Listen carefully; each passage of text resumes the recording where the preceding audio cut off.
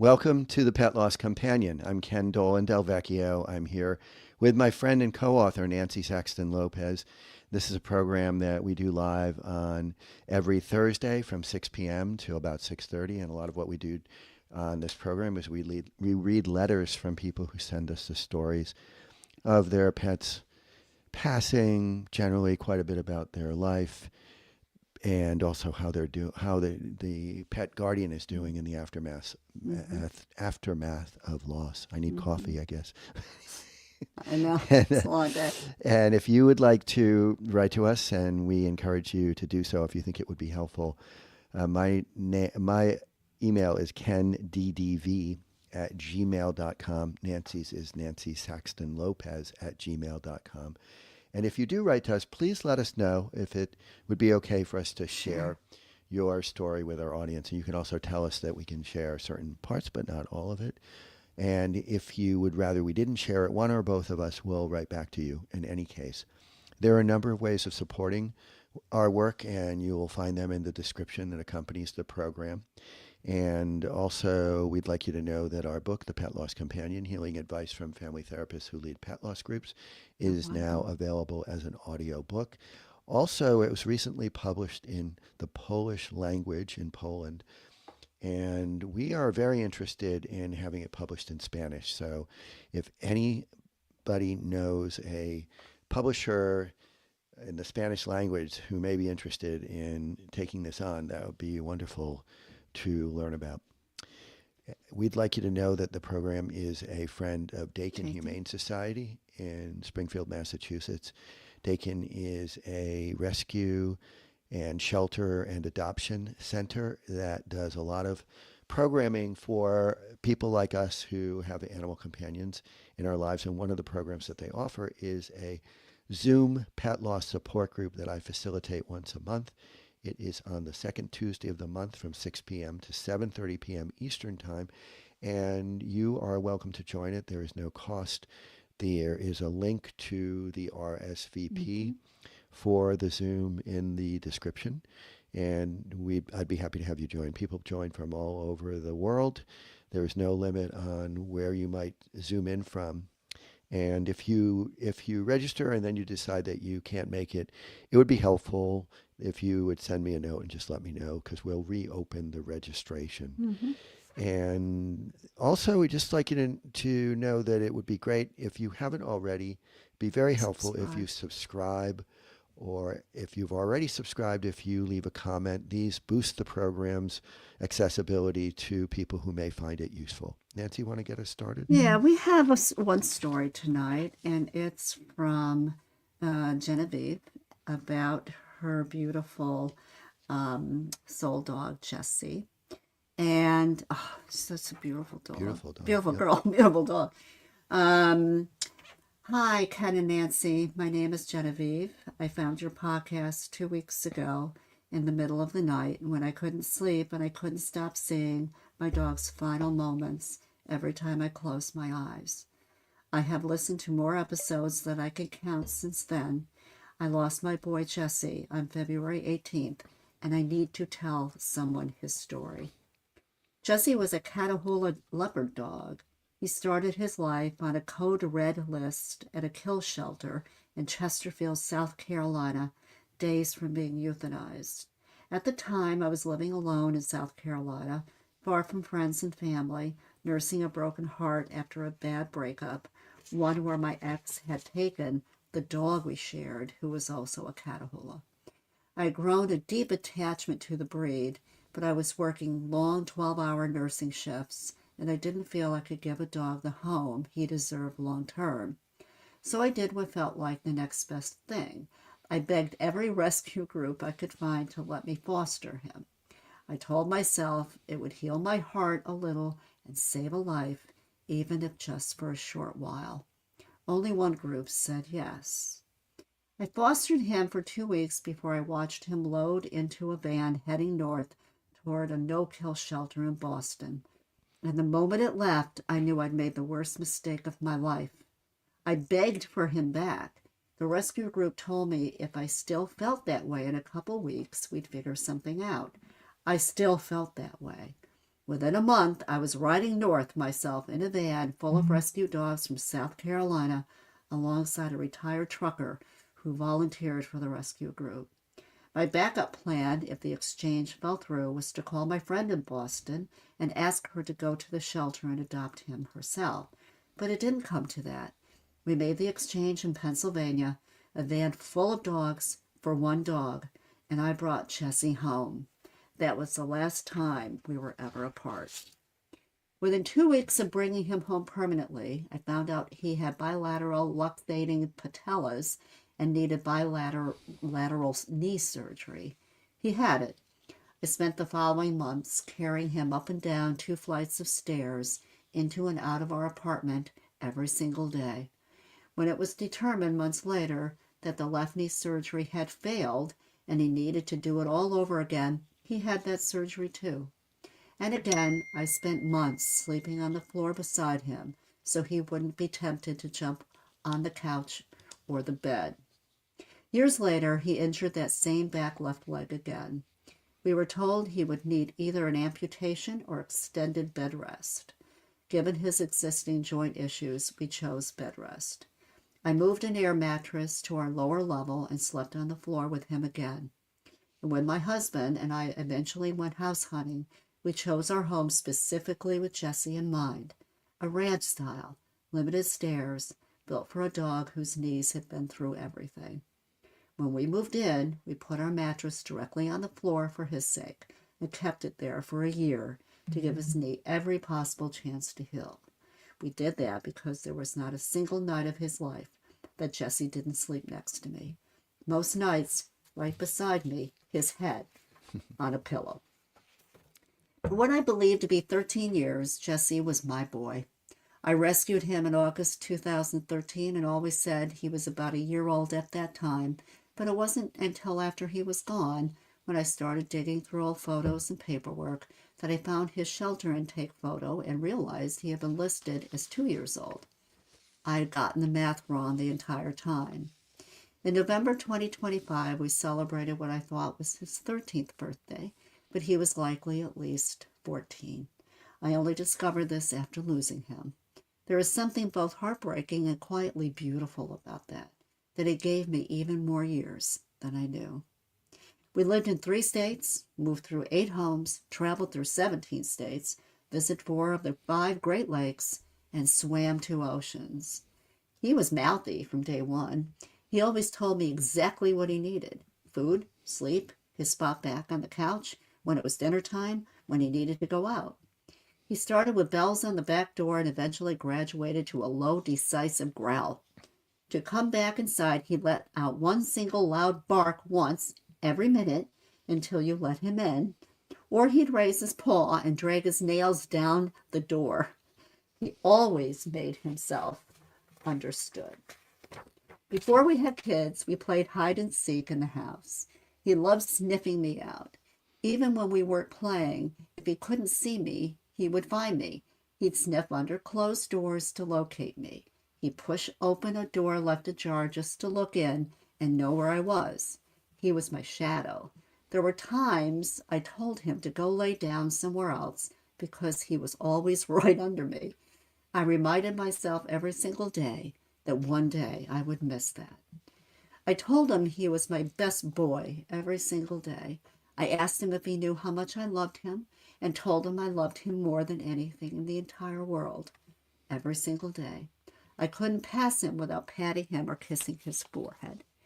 He was there for all of it. Every life change, every career move, every schedule upheaval, every breakup.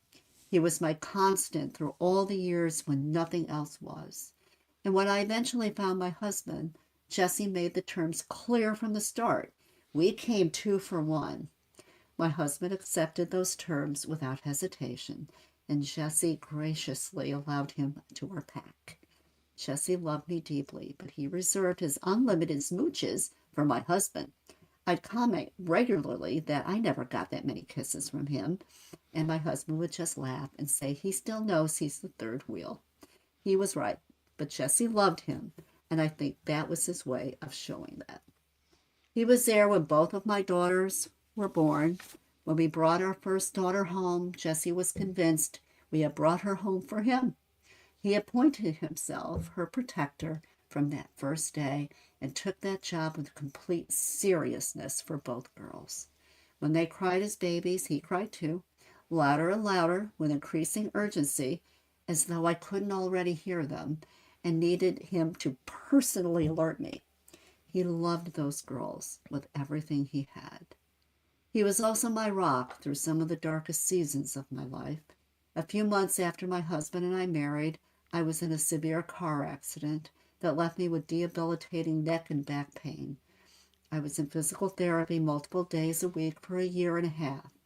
There were days I could barely perform my job as a registered nurse. There were darker days, days I considered leaving my husband to be free from him from what I feared my life was becoming, days I wasn't sure I wanted to keep going at all. Jessie was home with me through every single one of those days. He didn't need language for any of it. He was just there. In 2024, while pregnant with my second daughter, I was diagnosed with postural orthostatic tachycardia syndrome, POTS, and spent the last 4+ months of my pregnancy mostly bedbound. After she was born, I lost my job as a hospice nurse due to continued medical complications. Nursing was not just my career, it was my identity, my purpose, a calling I had built my life around, and losing it was completely devastating. I was grieving my health, my independence, and who I was outside of my family all at once. Again, Jessie was there, always there. In the years before he got sick, I knew he was slowing down. He slept more. Our neighborhood walks got shorter. We just adjusted our routine to meet him where he was, because that is what you do. I never once considered that it might be something more than age. In August of 2025, we discovered significant toxic mold throughout our home and had to evacuate, losing nearly 75% of our belongings. Around that same time, Jesse suddenly couldn't walk and had lost control of his bowels on his bed, pancreatitis. He improved with treatment, then declined again. We adjusted his diet and hoped we'd figured it out. But the weakness in his back legs kept getting worse. The incontinence continued, and our vet referred us to an internal medicine specialist. Looking back now, there were signs earlier than that. Around January of 2025, a routine wellness check showed his liver enzymes were elevated. The vet attributed it to the NSAID he was on for joint pain. Nonsteroidal, I forgot what that means. Yeah. Anyway, and we switched his medication and added another to help manage his levels. At the time, the vet offered two paths: try medication first and see how he responded, or do an abdominal ultrasound. I chose medication. I've regretted that decision every single day since he died. I will never know what an ultrasound would have found or whether finding it earlier would have changed anything. But I carry that choice with me, and I don't know if I ever won't. 3 weeks after that internal medicine referral, we learned Jesse had widespread metastatic cancer. His anal glands, spleen, liver, kidneys, adrenal glands, and lymph nodes. I left that appointment barely able to breathe, but that night, still woozy from anesthesia, he made his way under my daughter's high chairs looking for dropped food. He was still in there. I genuinely thought we had more time. I cried uncontrollably that entire evening and into the next morning.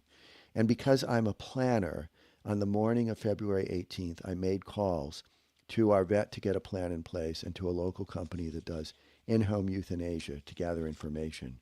I was trying to be prepared. I never, for a single moment, anticipated that those calls would be needed that same day. I feel guilty about those calls. I feel guilty that I made them in front of him.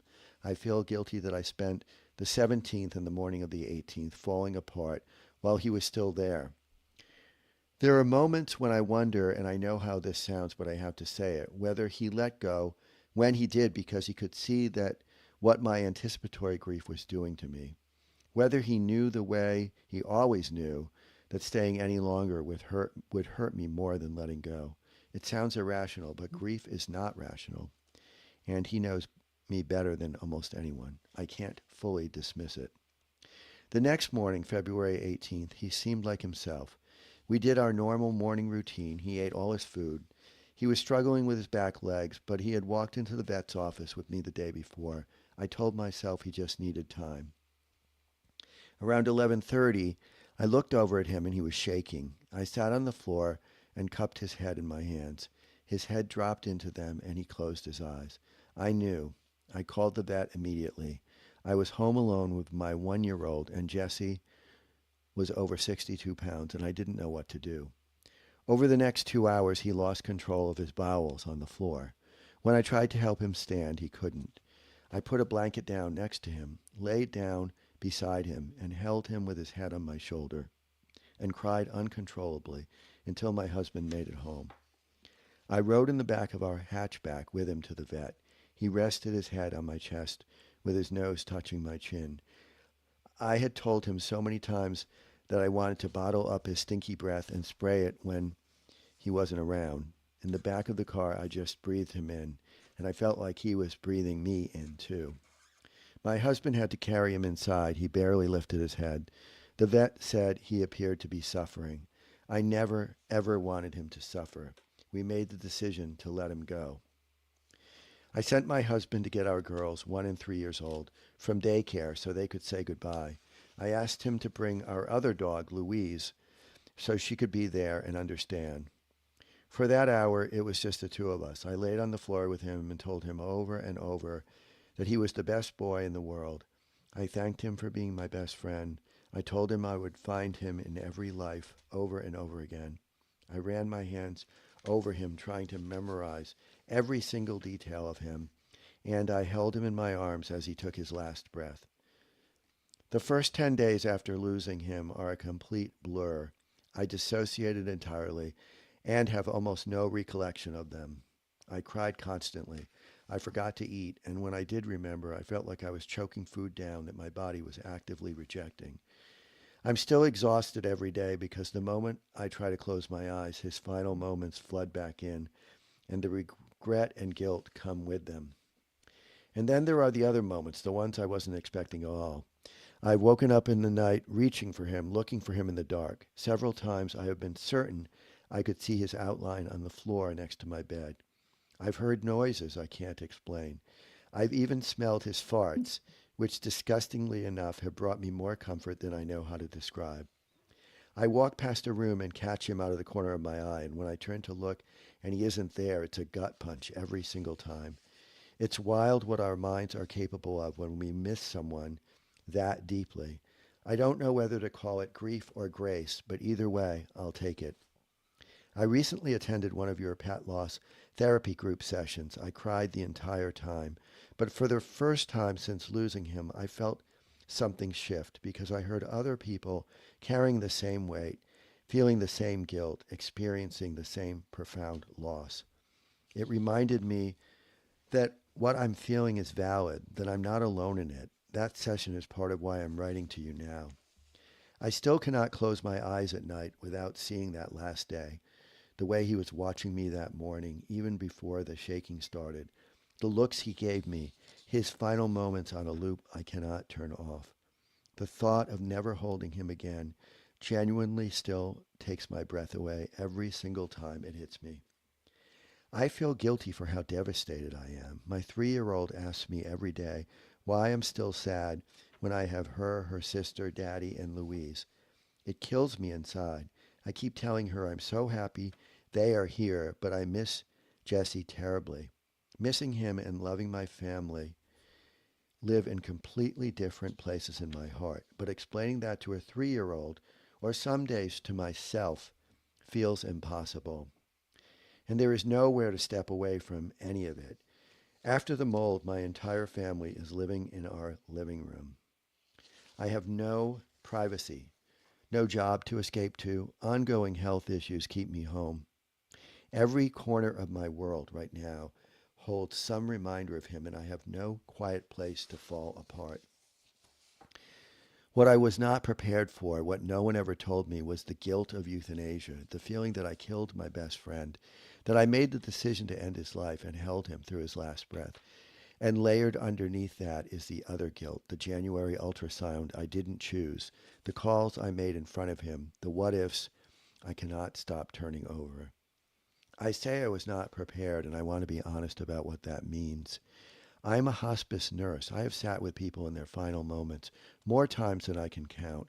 I've held the hands of the dying and supported families through some of the worst days of their lives. I thought that experience, combined with having lost a significant number of close friends and family members of my own over the years, meant I would be better equipped for this. I told myself I understood grief. I told myself I knew what loss looked like. I was wrong. I was not prepared. I could not have been prepared. Nothing, not my training, not my experience, not everything I've already survived, came close to readying me for losing him. And I think that matters. I think it says something about the kind of love a dog can hold and about how little space our world gives us to grieve them the way they deserve. I grew up with many pets, and my parents were never honest about what euthanasia would feel like from the inside. I never once heard them talk about the guilt, the weight of the decision, or the way it stays with you.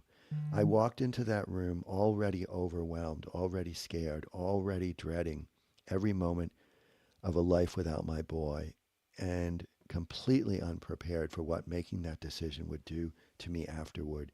I'm angry about that. People deserve to know what they're walking into.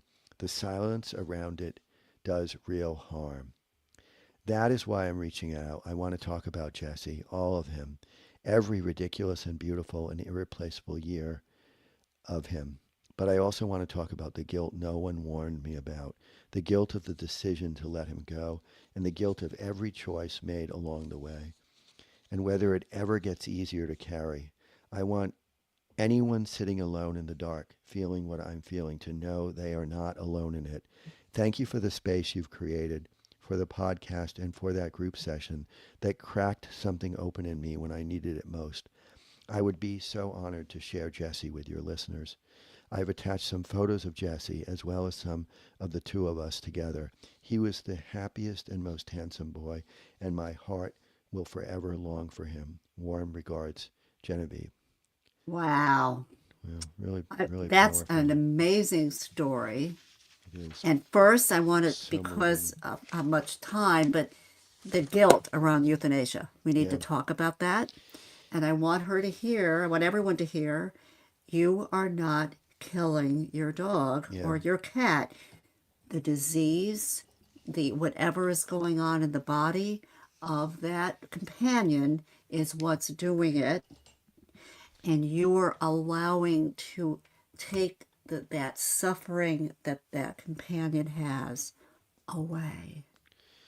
yeah. It's It's just such a loving gift, and I mean, y- increasingly, human beings are being euthanized. It's not always called that. yeah, it's not It's not always yeah, called that. right. It's not called that. It's because, but it's and Genevieve is probably more experiential, Right. aware of this perhaps than we are, but it is such a gift to give somebody sedative, give a dog euthanasia to the point where they lose consciousness and then they are out of all their pain and transitioned out of this life, Right. then to let them suffer Yeah. through the agony that sometimes is the dying process. Yeah. And you know, the thing about this though, and we've said this so many times, and Genevieve probably heard me say this and other people demonstrated in their own stories in the meeting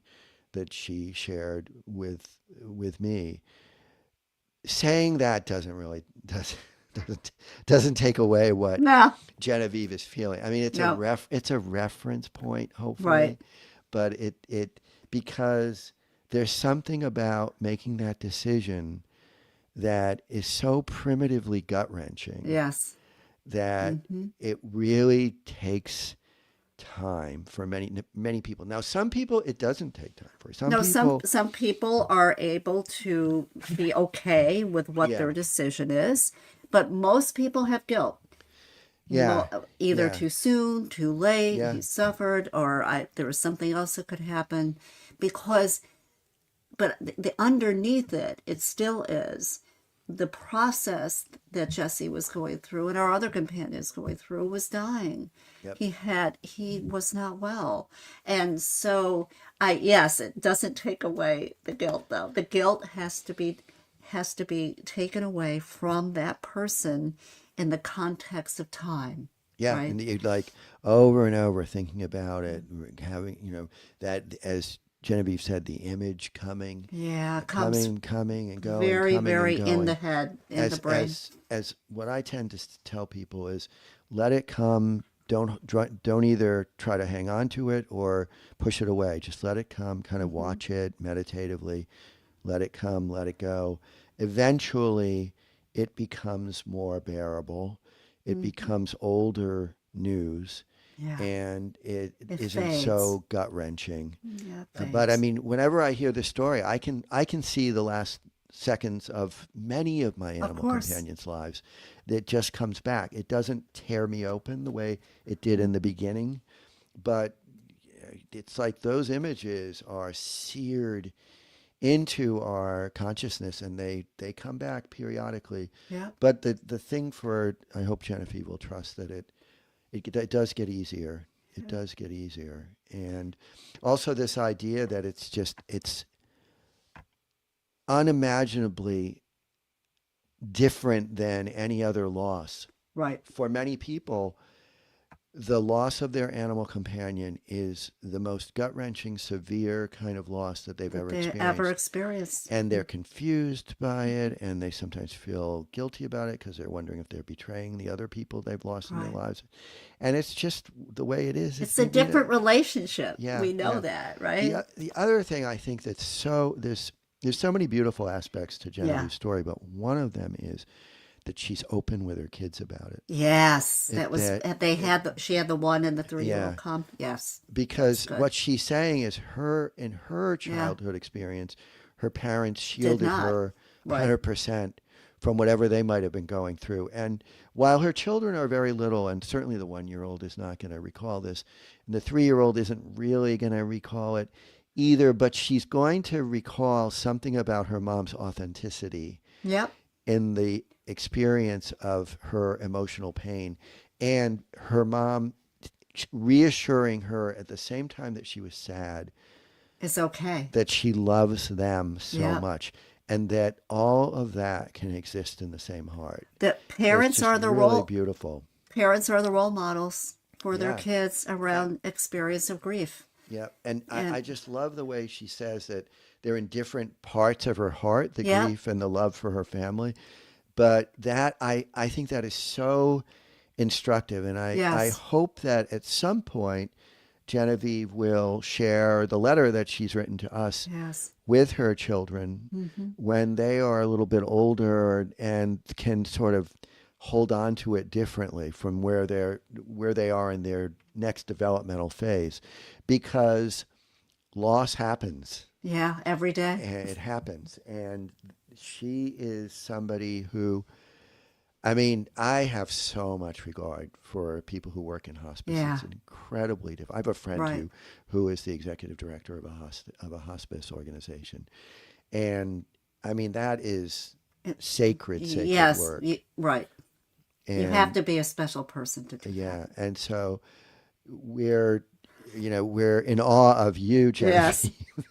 I and mean, and thank you so much for this oh, story because it's so powerful and so beautifully conveyed. yes.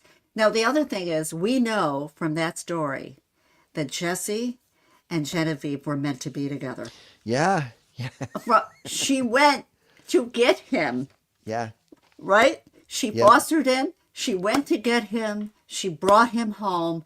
She went through how many months did she sleep on the Well, floor yeah, with him? with carrying him up and down the stairs, having his knee surgery, I one knee mean, having to be surgically fixed twice, and And you know, we always have these recriminations of like, if only I had done this, that, and the other thing. I mean, She did she everything. did everything, And and she made the decisions that were the best decisions at the time. And you know, again, that's the kind of stuff you go through, the woulda, shoulda, couldas, until you kind of exhaust yourself, and then you realize you made the best judgment you could, right. given all the information you had and everything you knew about what was tolerable for your beloved animal friend.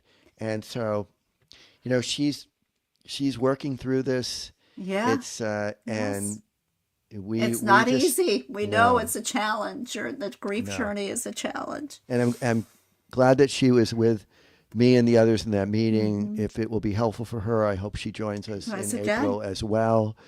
And her story is a gift to Yeah. all who hear it. We'll put it on the Substack in Yeah. a short period of time, and I'll send her a note, as I always do when I do that, so that she has it and she has access to the Substack.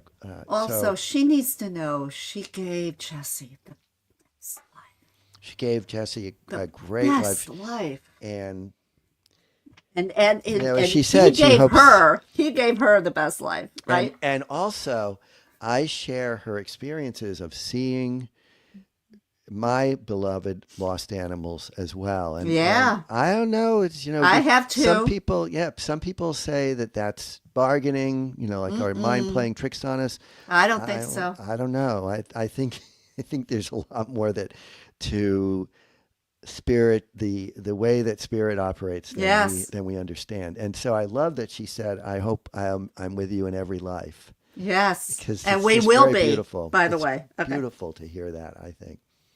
So we'll say Thank goodbye you. for Thank now, and you. thank you so much, Genevieve, and thank you also for Cynthia for your comment. Cynthia writes, "It was Yes, beautiful, boy. Thank he you for is a that." beautiful boy. And we'll again encourage you, if you haven't subscribed already, if you could subscribe, that will boost the program. If you leave a Yeah. comment, a thumbs up, all of those things That'd be helpful. help. And we want to thank you again, Genevieve, for sharing A wonderful Jessie with story. us. Yeah. Thank you.